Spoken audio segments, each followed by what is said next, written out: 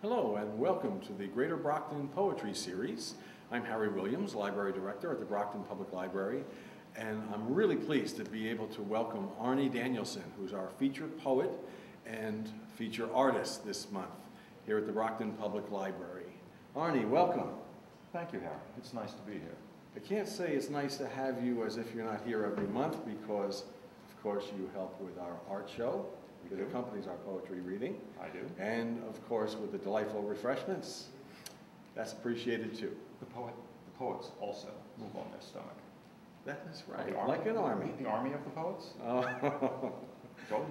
Well, there you go. Now, normally, for this kind of show, I have some canned questions written by high school students for the poets.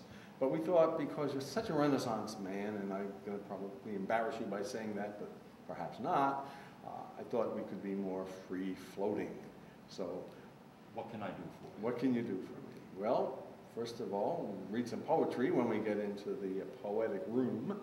But in the meantime, tell me a little bit about what leads a person to become an artist and a poet the way you have. Ooh.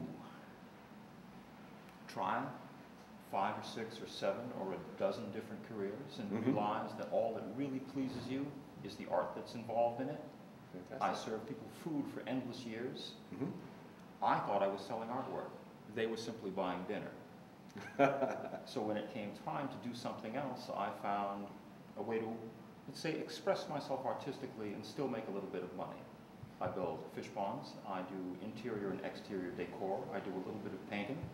I still do a little bit of food work, but it is the art that is preeminent now. It's the ability to create and execute, or let's say visualize and execute the creative process. It pleases me, and I'm a lucky man. I have just enough clients, just enough clientele to keep me a little bit afloat and keep my wife and family happy. That's fantastic. The best explanation I have, Harry, and it's a pleasure to be here. Thank you for the nice words. Well, one of the things I want to make sure that listeners know about you is that you have a deep commitment to the community of Brockton being seen and experienced as a livable community, a community with a great quality of life. Absolutely.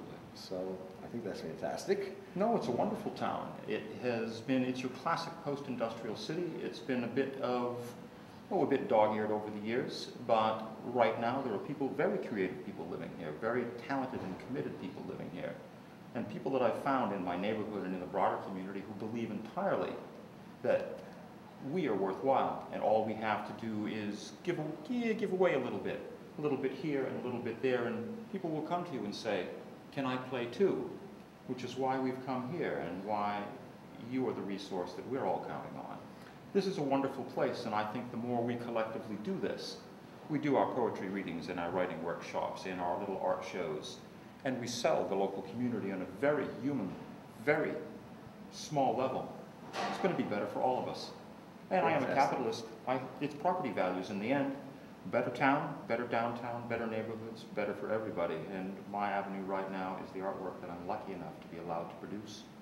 Thank you very much for the venue.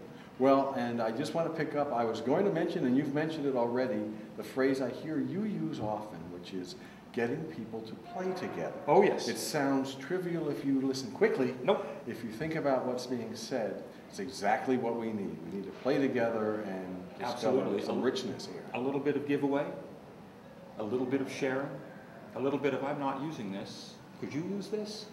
A little bit of time. I was talking with a young man at a local restaurant the other night, and he said, well, what do you really think? As though I wouldn't tell him, as though I wouldn't tell him anyway.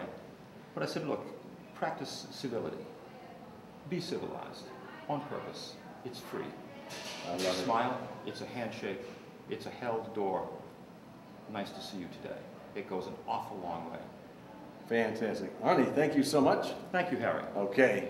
Thank you for being with us. Thank you.